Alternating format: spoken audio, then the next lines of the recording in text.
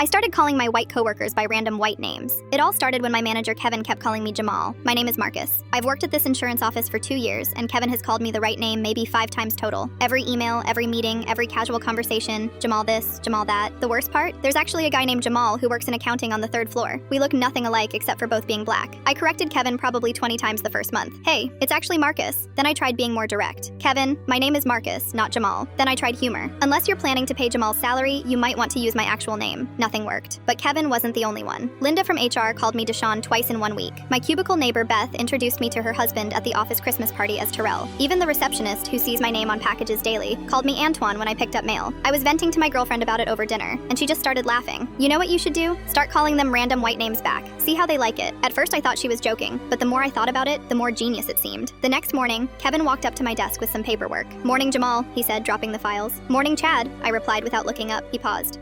It's Kevin." "Oh, right, sorry, Kenneth, my bad." He walked away looking confused, but I could tell he thought it was just a one-time thing. Boy, was he wrong. I started calling Linda from HR Becky. She corrected me once, then twice, then eventually just gave up. Beth became Brittany, sometimes Ashley if I was feeling creative. The receptionist rotated between Madison, Caitlin, and Jessica depending on my mood. But Kevin got the full treatment. Chad, Brad, Hunter, Preston, Tanner. I had a whole rotation going. I'd switch it up every few days to keep him on his toes. The best part was watching their faces when they realized what was happening. Kevin finally caught on during a team meeting when I called him Braden in front of our district manager. "Marcus," he said, getting visibly frustrated. "My name is Kevin. We've worked together for 2 years." I looked him dead in the eye and said, "Oh, wow, 2 years? That's crazy, because I've been correcting people about my name being Marcus for 2 years too. Weird how that works, right, Blake?" The room went completely silent. Our district manager started choking on his coffee, trying not to laugh. Kevin's face turned red. That's different. How exactly is it different, Brock?" That's when Linda jumped in. "Look, Marcus, I think there's been some misunderstandings here." "Absolutely, Bailey. I think you're right." She blinked. "It's Linda, and I'm Marcus." Funny how names work. Word spread around the office pretty quick. Some people thought it was hilarious.